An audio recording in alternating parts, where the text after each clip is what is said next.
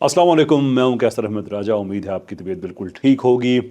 Evolution ये एक series मैंने अनाउंस की थी कुछ टाइम पहले, लेकिन अनफॉर्चुनेटली बहुत से मसाइल की वजह से मैं इसे टाइम पे डिलीवर नहीं कर सका। लेकिन अब हम इस सिलसिले का बाकायदा आगाज़ कर रहे हैं।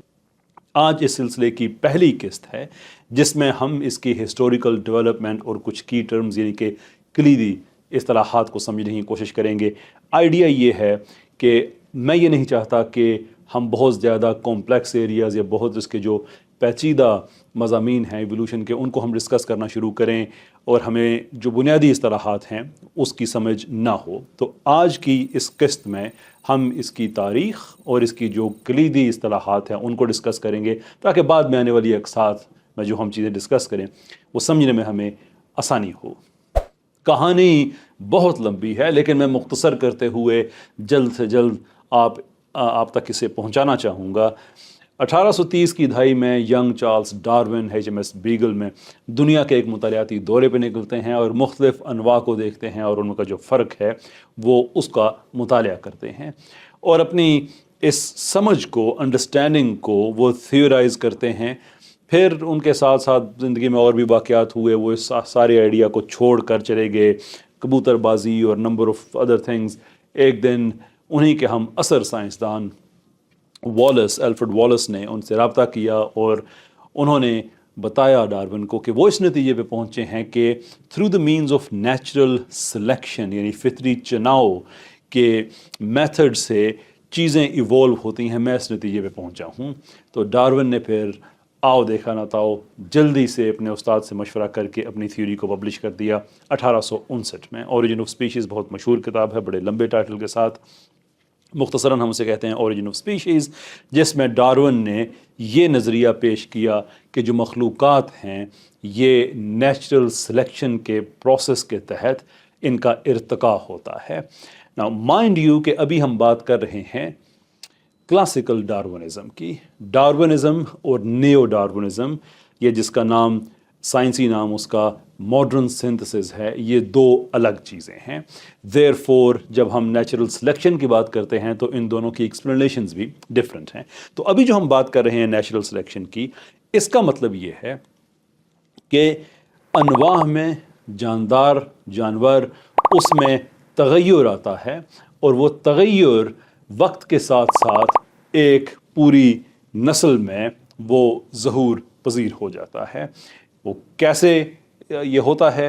It's quite simple according to Darwin कि जो ट्रेड्स या जो खसूसियात बच जाती हैं और वो सर्वाइवल के लिए इसेंशियल होती हैं और वो रिप्रोडक्शन के ज़रिए अगली नस्ल में जाती हैं, over a period of time वो फिक्स हो जाती हैं। सो दिस इज़ टू से कि डार्विन के नज़दीक जो नेचुरल सिलेक्शन है वो कोई एक्टिव प्रोसेस नहीं है कि जहाँ पे नेचर एक्टिवली सिलेक्ट करती है फेवरेबल ट्रेड्स को, बल्कि जो ट्रेड्स बच जाती हैं वो ऑटोमेटिकली डीम की जाती हैं कि वो सिलेक्ट हो गई हैं। So it's more of a metaphor than a real selection. बाद में ये नज़रिया अपडेट हुआ, लेकिन उस पे हम आएंगे। आज तो हम इसकी हिस्टोरिकल डेवलपमेंट और जो की टर्म्स हैं हम उसकी बात कर रहे हैं। नाउ डार्विन को ये चीज़ तो पता उसने लगा लिया, एटलीस्ट उसने ये थ्योरी दे दी कि नेचुरल सिलेक्शन के ज़रिए चीज़ें इवॉल्व होती हैं और जो ट्रेड्स हैं वो इनहेरिट की करती है जो अगली नस्ल होती है। लेकिन ये कैसे होता है डार्विन को ये नहीं पता था। इसके लिए डार्विन ने कई और तरीके आजमाए। मिसाल के तौर पे थ्योरी ऑफ पेनजेनेसिस और जेम्यूल्स की थ्योरी दी कि हमारे जिस्म में जेम्यूल्स होते हैं, वो अगली नस्ल में जाते हैं सो फोर्थ। लेकिन इन थ्योरीज़ को उस वक्त के साइंसदानों ने रिजेक्ट कर दिया, इसलिए कि वो उनको अच्छी नहीं लगी या साइंसी म्यार पे पूरी नहीं उतरी, जो भी कह लें। लेकिन ये डार्विन की तरफ से एक तशनगी रह गई। और यहाँ से हमारी कहानी में दाखिल होते हैं ग्रेग मेंडल, जो कि एक मॉन्क थे और उसके साथ साथ साइंसदान भी थे। उन्होंने मटर के पौधों पे कुछ तजर्बात किए और इस नतीजे पे पहुँचे 1865 में कि जो ट्रेड्स हैं वो नर और मादा से इनहेरिट किए जाते हैं और वो कुछ डिस्टिंक्ट फैक्टर्स होते हैं।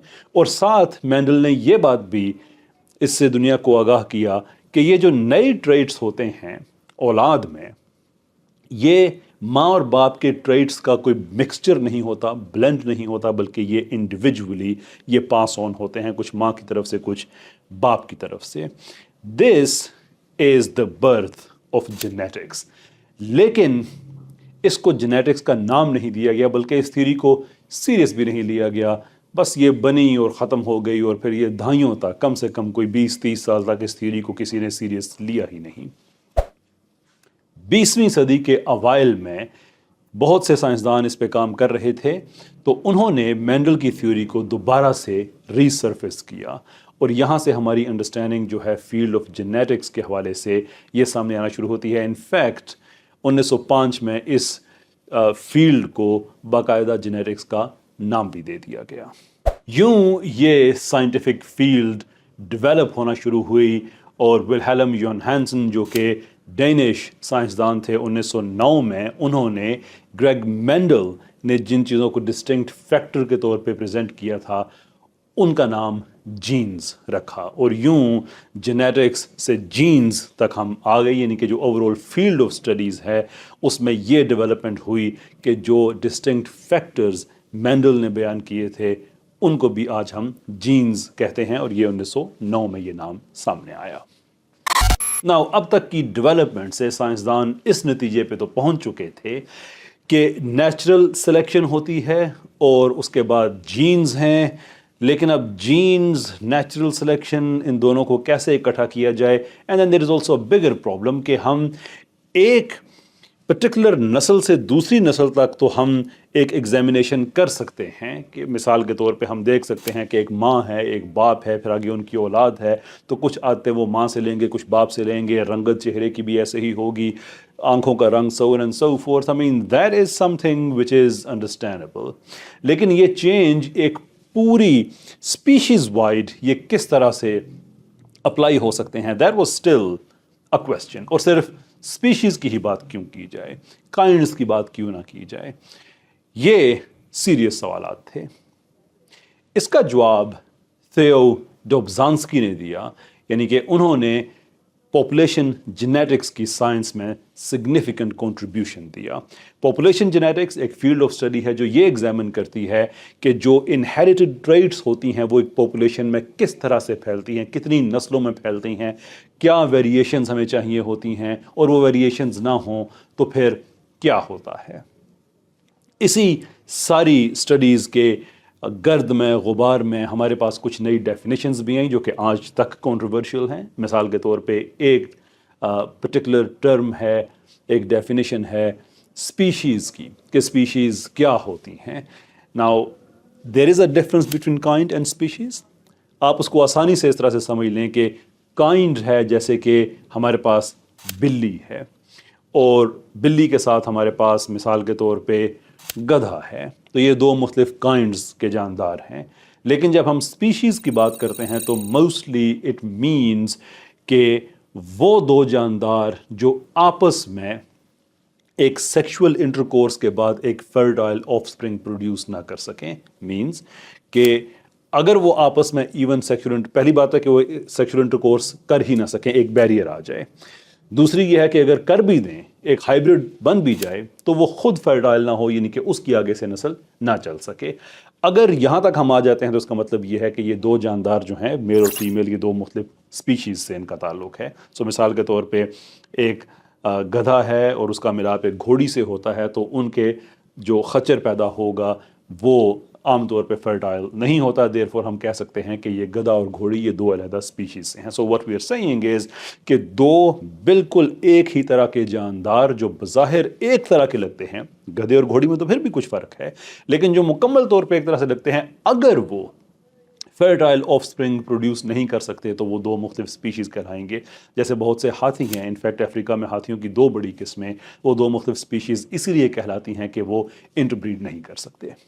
अब आपने तो अंदाज़ा लगा ही लिया होगा कि ये साइंस बहुत ज़्यादा बिखर चुकी थी, तो अब इसको इकट्ठा कैसे किया जाए, इसलिए कि देयर आर सम प्रॉब्लम्स. मिसाल के तौर पे जब हम बात करते हैं नेचुरल सिलेक्शन की, तो जैसे आगे हमने डिस्कस किया कि natural selection is to be taken as just a passive filter, कि जो स्पीशीज़ बच गई there are deemed to have been to selected, कि उनकी सिलेक्शन हो गई. ऐसा नहीं कि नेचर एक्टिवली सिलेक्ट करती है.